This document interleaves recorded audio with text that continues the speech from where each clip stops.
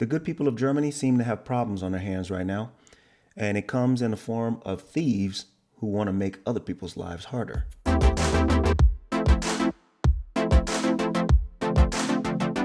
So I guess hundreds of IDs and passports have been stolen. Thieves steal hundreds of IDs to include passports. A heavy safe with hundreds of new ID cards and passports was stolen in East Germany, according to authorities.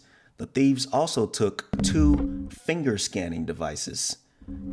This could get serious. If these guys know what they're doing and know how to use it and put this stuff to good use, good bad use, it could get serious for a lot of people. Thieves stole hundreds of identity documents, including passports, when they took a safe from a German city registration office, police said on whatever Wednesday that was, I guess 2 weeks ago. So they stole a whole safe from a German registration office. Imagine breaking into a place and taking a whole safe. Imagine being able to do that.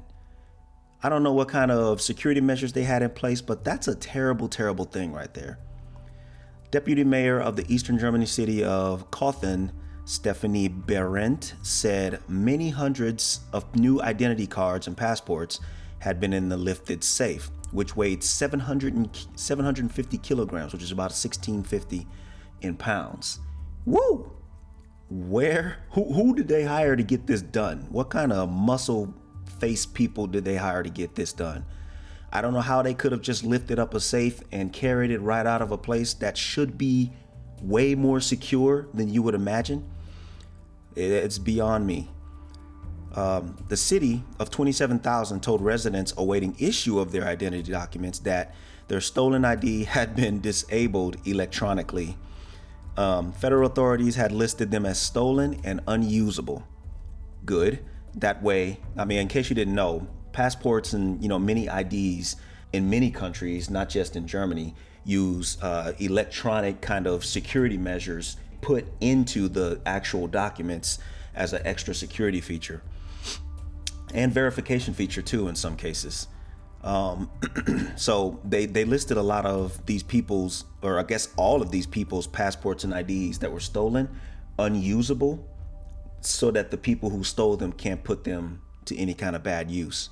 Palm-sized identity cards in Germany, known as the Personalausweise, normally have electronic chips storing identity details, which I just said, including the holder's fingerprint.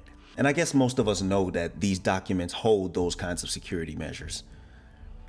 Cothen's mayor, Bernd Hauschild, apologized in a letter to affected residents over the inconvenience, also urging vigilance because city uniforms had also been stolen. Oh my goodness, these people are ready. They are ready to do something. What are they planning to do? This could get bad. I'm gonna keep an eye on this. And that last thing was reported by the newspaper, the MZ. Also stolen, oh my gosh, it gets worse, were devices such as, so he's just talking about the fingerprint devices. But also a printer, normally used by the registry office to generate temporary identification. Oh my goodness. So let's go over this again. They got passports, they have IDs, they have uniforms, they have the 2 finger scanning devices, and they have printers now.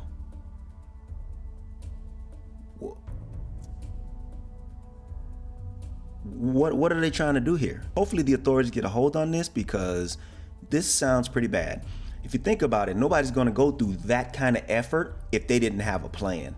And if it sounds like to me like they definitely have something that they want to do with this, and it needs to have an eye kept on it. I mean, this is crazy.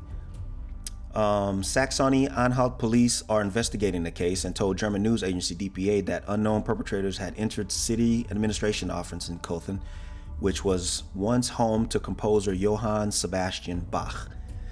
Okay. Mayor Hauschild acknowledged that the registry office lacked both an alarm system and surveillance cameras focused on the safe. What? Why wouldn't that stuff be in place already? Come on, this is Germany, man. What's going on here?